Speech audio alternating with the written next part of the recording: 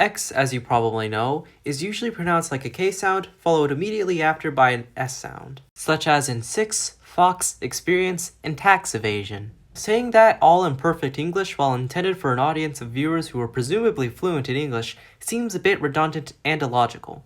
And while that is definitely true, what's not redundant and even more illogical is the fact that X is sometimes pronounced as a Z sound at the beginning of words like in xylophone.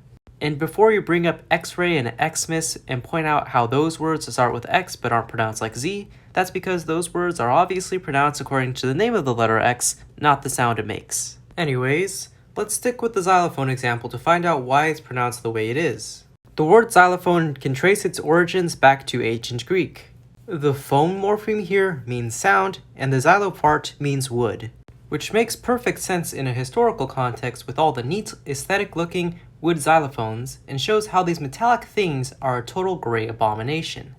Anyways, the Greeks pronounced the word as xylophono, which sounds a bit far from the English pronunciation xylophone, so let's break it down. The Greek Y here is pronounced as an I in English instead of an E.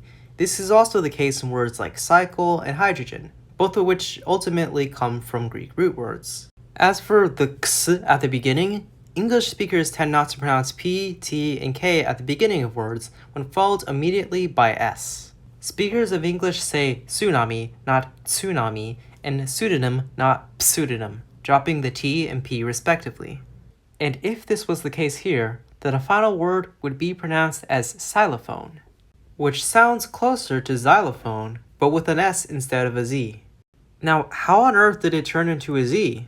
Well, we're missing one piece of this puzzle. English didn't directly borrow the word from ancient Greek. It borrowed it from French. And the French, instead of pronouncing the X here as X, they pronounce it as xylophone, with a G followed by a Z. And it was this pronunciation that got borrowed into English. And then they dropped the G sound to pronounce it as just Z, xylophone. Now, you may be thinking, why on earth would the French pronounce X as gz? That's such a weird and random sound change. And you'd be right. Except the same thing happens in English as well. For example, the word example. We don't say X-sample, we say example, with a G sound followed by a Z sound. This also occurs in words like exist, exam, and exaggerate. This tends to occur when X is placed between two vowels, with some exceptions to this rule being words like exercise and taxi, because it wouldn't be English without exceptions.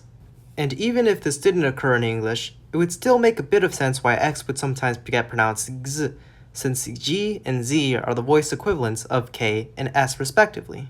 What does that mean? Well, put a hand on your throat and say the words cold and gold. You'll notice that when saying gold, you should feel an extra vibration, which comes out of the vocal cords, while when saying cold, there's either not as much as a vibration or no vibration at all.